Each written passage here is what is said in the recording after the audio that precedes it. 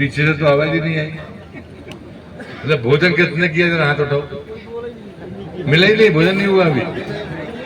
तो खाली पेट तो तेज बोलता है आपकी। भारत माता की।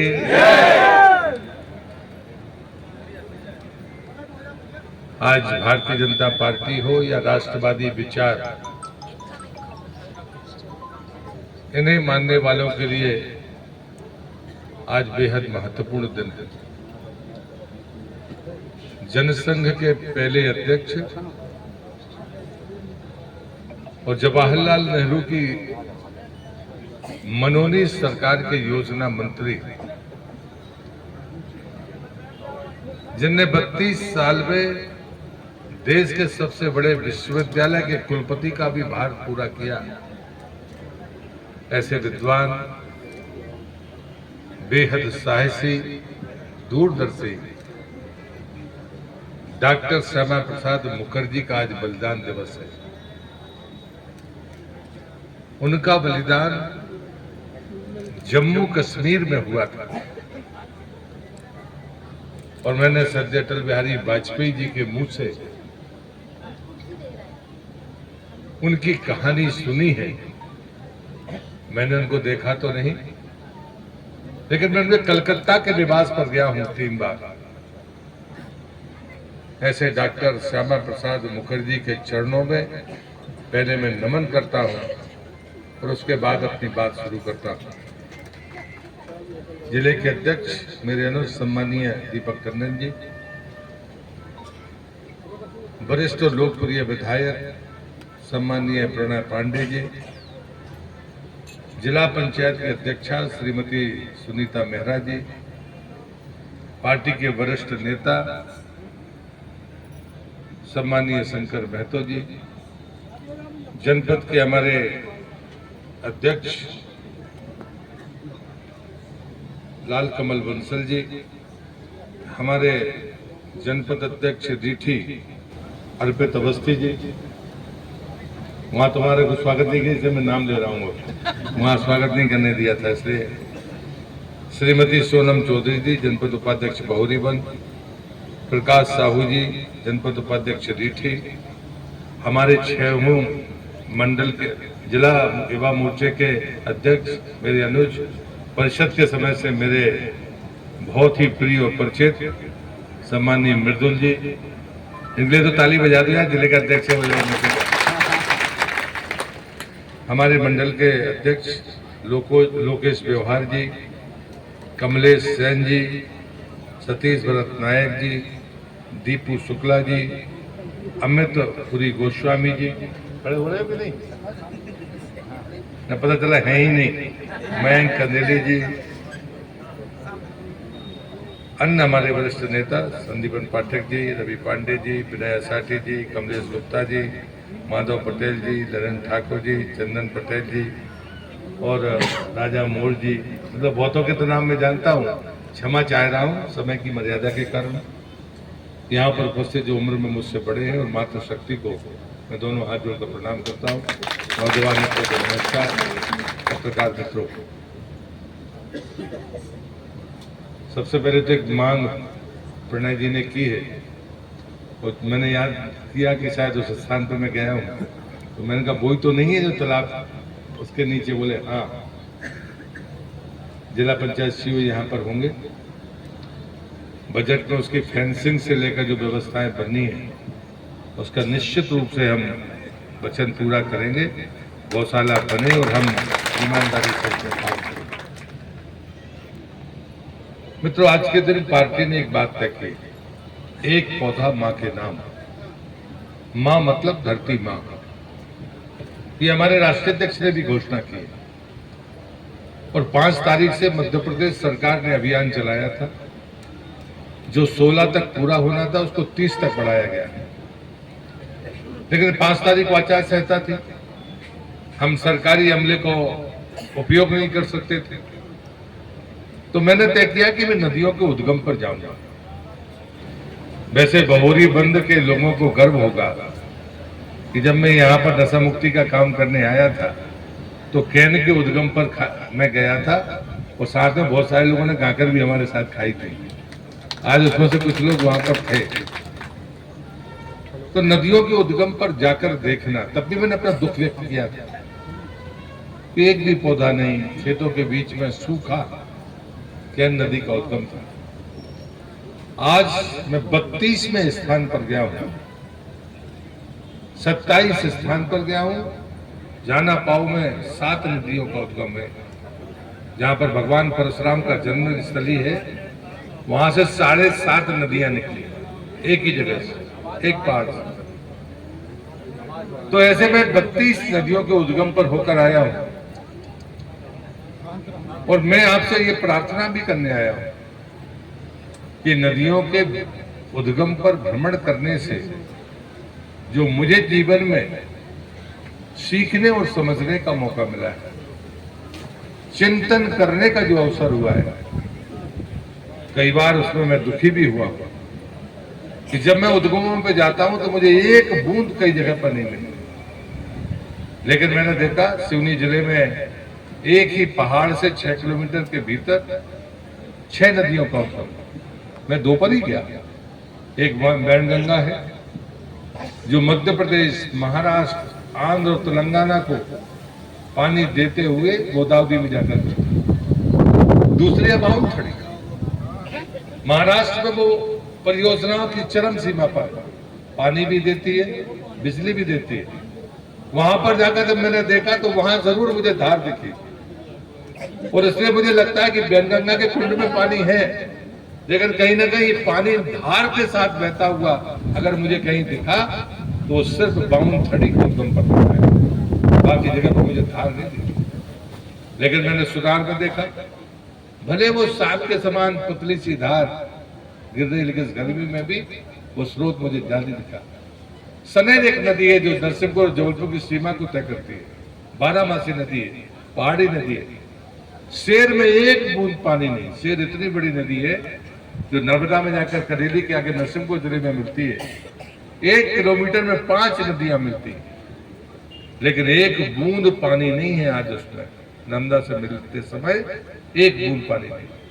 ये संकेत बताते हैं कि हम किस स्थिति में जा रहे हैं। हमारी 12मासी नदियां आज सूखने लगी है। कारण जो भी हो, कारण जानना तो हम ही को पड़ेगा, लेकिन अगर पानी के स्रोत समाप्त होंगे तो हमारे इतिहास को पलट कर देखिए, अगर एक नदी सूखती है तो एक सभ्यता खत्म हो जाती है। इस बात का ध्यान रखना। अगर एक नदी सूखेगी तो एक जीवन शैली खत्म हो जाती है। इस चेतावनी को ध्यान में रखना। बिना पानी की दुनिया चल नहीं सकती।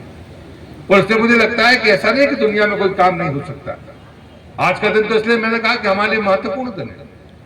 मैं भारतीय जनता पार्टी में आया था तो धारा 370 कश्मीर से समाप्त होना चाहिए, इस बात के लिए आया था। मैं कॉलेज का स्टूडेंट था, वहां पर कॉलेज का प्रेसिडेंट था। हम लोग जेल में गए। समाजवादी आंदोलन जबलपुर में चरम पर था। भारतीय जनता पार्टी और राष्ट्रवाद की बात करने वाले लोग कम थे, लेकिन मेरे जैसे लोगों ने उस विपरीत धारा में फैसला किया कि हम भारतीय जनता पार्टी जैसी पार्टी के साथ में जाएंगे, जहां अटल बिहारी वाजपेयी जैसे मूर्धन्य नेता हैं, उनके साथ में चलकर एक जिंदगी का रास्ता तय करेंगे। तब कभी अंदाजा नहीं था कि हम अपने जीवन में पार्षद बनेंगे। बस एक था कि एक बार जम्मू कश्मीर में तिरंगा फहराया जाना चाहिए और वहां पर धारा 370 समाप्त होनी चाहिए। नई पीढ़ी को पता नहीं होगा। नई पीढ़ी से मैं कहूंगा कि एक बार पलटकर इतिहास को पढ़िए। देश आजाद हो गया था, लेकिन उसके बाद भी जम्मू कश्मीर का मुख्यमंत्री, यहां पर जवाहरलाल नेहरू अपने आप को प्रधानमंत्री लिखते थे, लेकिन जम्मू कश्मीर का मुख्यमंत्री भी अपने आप के सामने प्रधानमंत्री लिखता था। उस सरकार की ताकत नहीं थी कि उसको रोक ले। यहां पर तिरंगा राष्ट्रीय ध्वज स्वीकार कर लिया गया, लेकिन जम्मू कश्मीर में रियासत का झंडा फहराया जाता था, वहां पर तिरंगा नहीं फहरता था। धारा 370 होने के कारण यह भी तय हो गया कि भारत की संसद जो भी कानून पास करेगी उसमें नीचे लिखा रहेगा जम्मू कश्मीर छोड़कर पूरे देश में लागू होगा। मित्रों, मैं 89 में पहली बार सांसद बना हूं, 34 साल पहले। मैंने 34 साल में 30 साल तक ये वाक्य लिखा हुआ देखा है। संसद में कानून बनता था लेकिन नीचे लिखा रहता था जम्मू कश्मीर छोड़कर पूरे देश में लागू होगा। डॉक्टर मुखर्जी राष्ट्रीय अध्यक्ष बने। डॉक्टर मुखर्जी अस्वस्थ थे। उन्हें जनसंघ की एक सभा में चंडीगढ़ में कहा था, उस समय जम्मू कश्मीर जाने के लिए हिंदुस्तान के लोगों को परमिट लगता था। देश आजाद होने के बाद भी जम्मू कश्मीर जाने के लिए बाकी शेष हिंदुस्तान के लोगों को परमिट लगता था। डॉक्टर मुखर्जी ने कहा कि मैं बिना परमिट के जम्मू कश्मीर में प्रवेश करूंगा, क्योंकि ये भारत की भूमि है, ये भारत का हिस्सा है, वहां पर मैं परमिट लेने के लिए तैयार नहीं हूं। और जनसंघ का आंदोलन शुरू हो गया। जनसंघ ने खूब डॉक्टर साहब को मना किया। डॉक्टर साहब वृद्ध थे, बीमार थे, वो जवाहरलाल नेहरू के मंत्री परिषद के केंद्रीय मंत्री थे, योजना मंत्री थे। चित्तरंजन का रेल कारखाना देने वाले डॉक्टर श्यामा प्रसाद मुखर्जी थे इस देश को, लेकिन उनको ये स्वीकार नहीं हुआ। उन्होंने कहा कि धारा 370 को देना ये देश के साथ अन्याय है। उन्होंने केंद्रीय मंत्री परिषद से इस्तीफा दिया और जनसंघ के राष्ट्रीय अध्यक्ष बनकर उन्होंने अपनी नई राजनीतिक शुरुआत की। और उसी समय ये आंदोलन किया।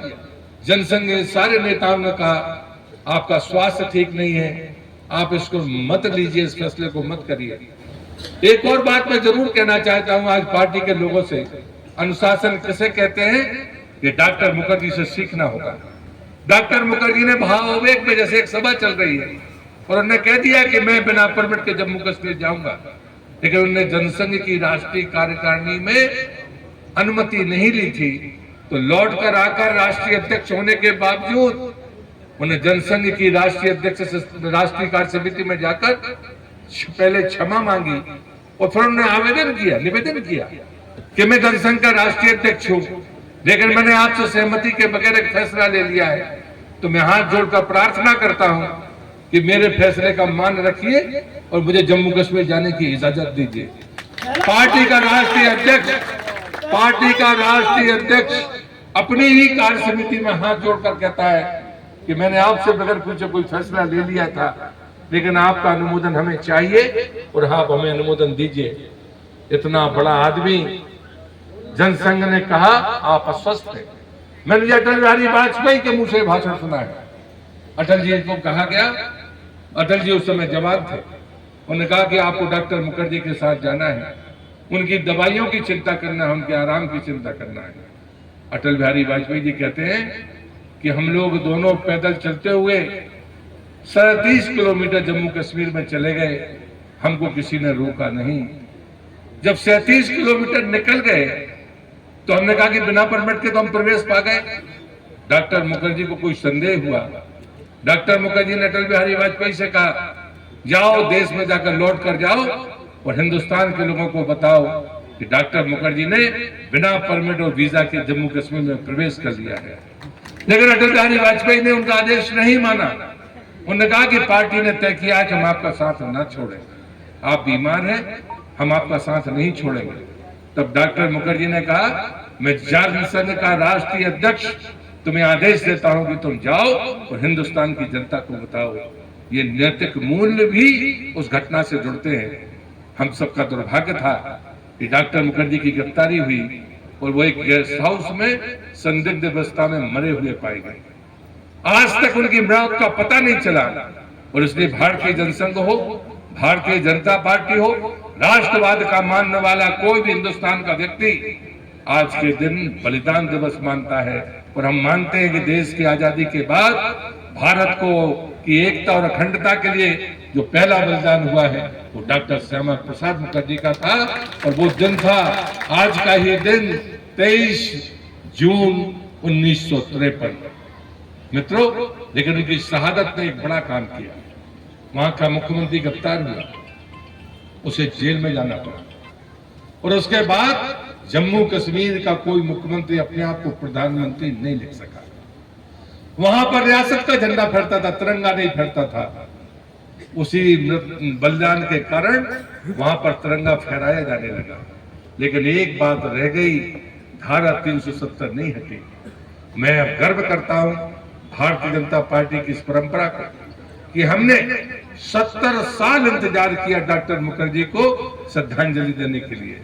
आजादी के 75 साल हो गए, हमने 70 साल तक इंतजार किया जहां हुए बलिदान मुखर्जी वो कश्मीर हमारा है। इस नारे के साथ 7 दशक तक हिंदुस्तान की राजनीति में हमने अपने संकल्प को जिंदा रखा और कहा धारा 370 हटानी पड़ेगी। और मेरे जैसा कार्यकर्ता जो धारा 370 हटाने के नाम पर भारतीय जनता पार्टी में आया था, जब मैं सदन में था उस समय मैं केंद्र में मंत्री था, लोकसभा में तो मुझे वोट देने का अधिकार था तो मैंने अपना वोट दिया, लेकिन राज्यसभा में मंत्री होने के नाते जाने का अधिकार था। जब धारा 370 हट रही थी मैं मेज थपथपा रहा था और अपने आप को गौरवान्वित महसूस कर रहा था कि ये मेरे जीवन का सबसे महत्वपूर्ण दिन। मित्रों, ये है डॉक्टर मुखर्जी को श्रद्धांजलि, लेकिन अभी श्रद्धांजलि अधूरी है। अभी भी जम्मू कश्मीर का आधा हिस्सा, कुछ हिस्सा पाक अधिकृत कश्मीर है। इसलिए मैंने आज ट्विटर पर लिखा था, आज का दिन भारत की एकता और अखंडता के लिए समर्पित होने वाला दिन है। आज का दिन जम्मू कश्मीर से वो काला अध्याय समाप्त करने वाला दिन है जिनके डॉक्टर मुखर्जी के बलिदान ने जिन बातों को ठीक किया है। लेकिन अभी भी पाक अधिकृत कश्मीर आज भी हमारी लोकतांत्रिक व्यवस्था से दूर है।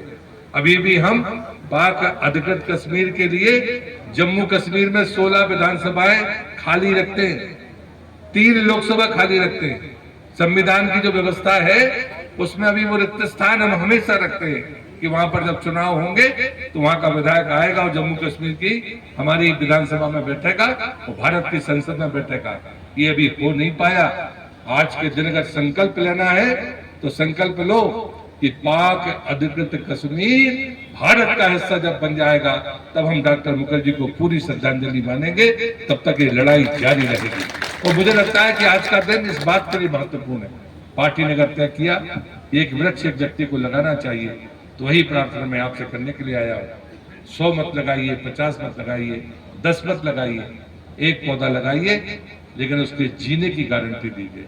आज हम जब कैन के उद्गम में गए थे वहाँ 250 से ज्यादा वहाँ पर गड्ढे थे, हम लोगों ने पौधे नहीं लगाए। ये जिम्मेदारी हमने अपने विधायक को दी और उन्होंने जिम्मेदारी ली है कि वो पौधों में फेंसिंग जब हो जाएगी तो पौधा लगाने भी ये सबको लेकर जाएंगे और उनको जिंदा रखने की जिम्मेदारी भी विधायक सहित बाकी लोगों ने ली है। और मैंने ये तय किया कि एक जगह पर लगाइए पौधे, 500 लगाओ, 1000 लगाओ, 10,000 लगाओ। जाते हैं बहुरीबंद के लोग जाते हैं, मंच पर बैठे हैं, बाबा जी और नीचे सब अमान विवर में खड़े होंगे। हमारे यहाँ जरारू धाम में जब हम वृक्षारोपण करते हैं तभी भी हमें बहुरीबंद का सहयोग मिलता है। अभी मैंने 10,000 गड्ढे तैयार है हमारे। पहला पानी गिरेगा, अभी एक तो पानी वहां तो गिर गया, 2 पानी जुलाई में। जैसे विधानसभा के बाद मुझे 2 दिन मिलेंगे, मैं वहां पर भी, मेरा नियम है कि साल में मैं 3 रात का मैंने वचन दिया है कि 3 रात में वहां विश्राम करता हूँ, पर 12-14 दिन कर लेता हूँ। अभी भी मैं जाऊंगा तब वृक्षारोपण करूंगा, लेकिन 10,000 पौधे इस बार लगेंगे।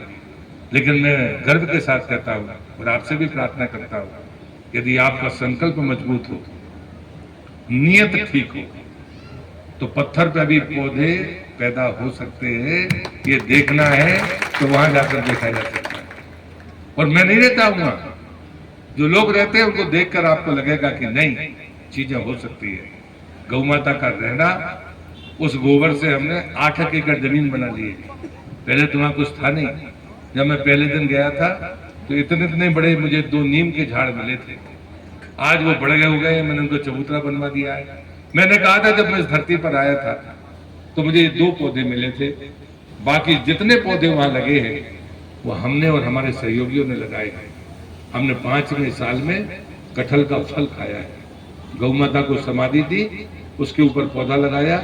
आम और कटहल के फल हमने 5वें साल में खाए हैं। यहाँ किसान बैठे हैं, सभी अधिकांश किसानी करने वाले हैं।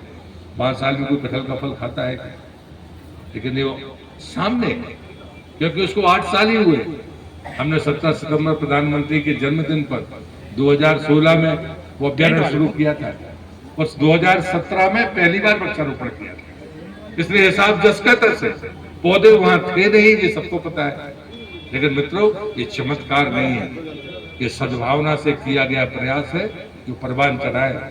इसलिए प्रणय जी ने जब गौशाला की बात कही है तो मैं उनसे कहूंगा उसी भाव से करिए। सरकार गौशाला नहीं चला सकती, इस बात का ध्यान रखना। सरकार मदद कर सकती है और इससे संसाधन एक बार दे सकती है। बाकी समय हम और हमारी टीम सेवाभावी लोग, आज आपके यहाँ मजदूर मिलते हैं लेकिन गोबर उठाने के लिए कोई तैयार नहीं होता, इसलिए गोबर उठाने वाले लोग चाहिए। गौ सेवा का मतलब सिर्फ पैसा देना नहीं है, गौ सेवा का मतलब है कि हम उसकी सेवा करने के लिए तत्पर है या नहीं। मुझे लगता है ये चीजें बहुत जरूरी है और हम सार्वजनिक जीवन में हैं तो इन बात की हम चिंता करें। आज मैं जिस अभियान में हूँ उसमें मुझे कल शाम को पता चला था कि विधायक जी ने कहा है कि हम स्वागत कर सकते हैं कि नहीं कर सकते, तो मुझे आलोक जी ने बताया, मैंने कहा बिल्कुल कर सकते हैं, पूरा कर सकते हैं, रोटी खिला सकते हैं, तो मैं तो रोटी भी वहीं खा लेंगे। तो अभी बहुत देर हो गई है और रोटी आपने खाई नहीं है। ये हमारी माताएं बहनें इतनी बड़ी संख्या में है। मैं आप सबको भी यही विनती करूंगा, आप समूह में काम करती होंगी तो आपने भी ऊंचाइयां छुई हैं, सफलताएं आपसे जुड़ी हुई है, लेकिन एक बात का ध्यान रखना, बच्चों की जिंदगी अगर अपन से अच्छी चाहिए तो पैसे भर से नहीं होगी, हवा और पानी की गारंटी भी देनी पड़ेगी। वृक्ष होगा तब जल होगा, जल होगा तब जीवन होगा। इसको ध्यान रखेंगे तो मुझे लगता है कि घर पर जाकर सोचेंगे एक बार तो जरूर हमारी आत्मा हमको झकझोरेगी, लेकिन झकझोरेगी तब जब जीवन में हमारे पास संवेदनशीलता होगी। हमारे परिवार का एक आदमी वृक्ष काटने में हिचक नहीं करता है और दूसरा आदमी वृक्ष लगाता है, इसलिए किसी का मजाक मत उड़ाइए। हमारे परिवार में ही ऐसा हो सकता है कि कोई एक आदमी वृक्ष काटने का काम करता है और दूसरा लगाने के लिए काम करता है। ये संवेदनशीलता की बात है, जिसके भीतर संवेदनशीलता होगी वो वृक्ष लगाने का काम करेगा, वो आने वाली पीढ़ी के भविष्य की चिंता करेगा। जिसमें संवेदनशीलता नहीं होगी वो कल का विचार नहीं करेगा, आज जो उसे ठीक लगेगा वो करेगा। हम अपने पुरखों से सीखें, वो आम का झाड़ लगाते थे, वो लोटा का पानी डाल के बोलते थे अगली पीढ़ी खाएगी। वो अपने खाने के बारे में सोचते नहीं थे। ये फर्क है, उनमें लालच नहीं था, हम लालच के शिकार थे, इसलिए हम इस परिस्थिति में। ऐसा नहीं कि कोई चमत्कार हो गया, बड़ा फर्क पड़ गया है, लेकिन इसका ये मतलब नहीं है। अभी भी मैं दावे से कहता हूं, अगर 500 लोग गांव में होंगे तो बामुश्किल 50 लोग काटने वाले होंगे, 450 लगाने की मनसा वाले होंगे। फर्क इतना है वो लगाते नहीं है, काटने वाला अपना काम जरूर करता है। मुझे आज तक एक गांव ऐसा नहीं मिला, मसंदा जैसे गांव में जहां पर सिर्फ लकड़ी का काम होता था, वहां पर भी मुझे आधा गांव कभी लकड़ी काटते नहीं देखा। उससे ये मत कहिए अच्छा सोचने वाले लोग नहीं है, गलत करने वालों की गिनती कम है, अच्छे करने वालों का सोचना ज्यादा है, करने वाले कम है। उनको आगे निकलना चाहिए। यही प्रार्थना करते हुए मैं अपनी बात को समाप्त करता हूं। आप इतनी गर्मी में भी यहाँ पधारे हैं, मैं आप सबका हृदय से धन्यवाद करते हुए अपनी बात को यहाँ समाप्त करता हूँ। भारत माता की। हम सबका ज्ञापन लेंगे, सबका ज्ञापन लेंगे। अभी भोजन करते समय सबके कागज ले लेंगे। बहुत बहुत धन्यवाद आपका। बहुत बहुत